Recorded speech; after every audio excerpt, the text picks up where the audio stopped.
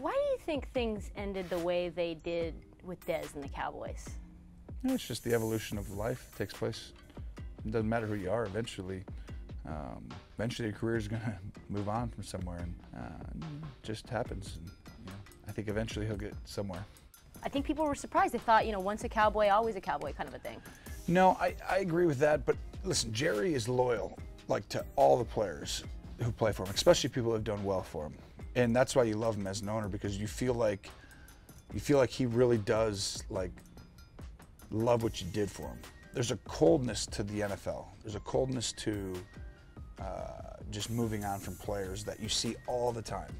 And in professional sports, that's the difficult part, is when you're in it as a player, you always think that coldness will never affect you, but in reality it does. Jerry has a very unique ability to make it feel personally like he cares for you, he's rooting for you, and I love that. So as a fan, you have that same investment in these players. I have it when I rooted for all my favorite players, and I felt like they would never go away. Michael Jordan would never play for the Wizards. Right. And then one day he does, and you're like, oh, it happens. It's just part of sports. And what do you think the best place for him to go would be?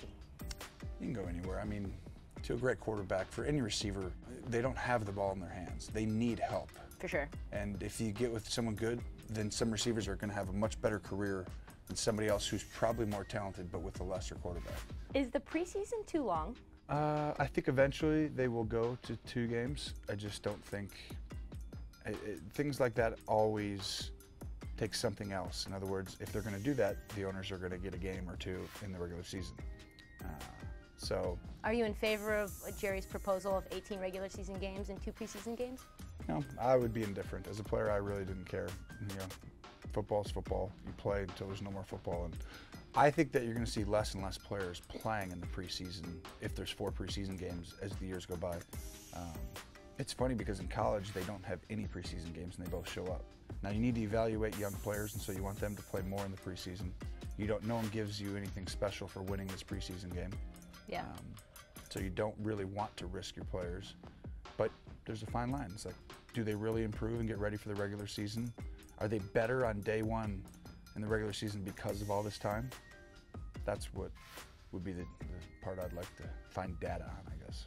I think everybody who is a fan and has seen you in the booth is thinking, God, he'd be good as a coach, right? And I know that this is a kid's family thing. This is a work-life balance thing for you right now. But you're right. I mean, you've done your homework before any of these questions, and you just are pretty impressive here. She heard what I said and kind of changed and went off path, started with new questions. But you're right. It is more about the actual lifestyle right now. I think that there's a chance one day I would get into that, field and coach, or some capacity of helping a football team try and win a championship. But right now, it's just not time. I've got 3 young boys. They're 6, 4, and 1.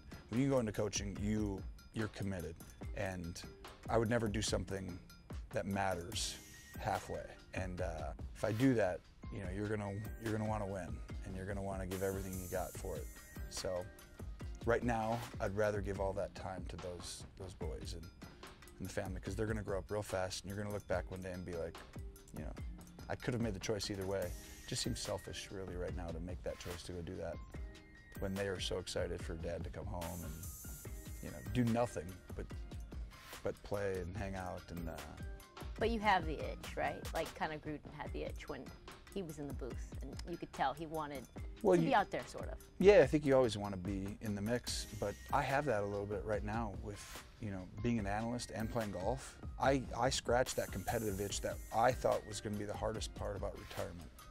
That was going to be my biggest issue. I knew I was going to be okay without the locker room and the stuff that everyone misses, but the competitive part was going to be the toughest. And shockingly, golf and trying to get really good and trying to be the best analyst you can be, they've kind of taken that role, and I haven't really looked back and haven't regretted it one day, which is kind of nice, because I thought there's a chance that I might.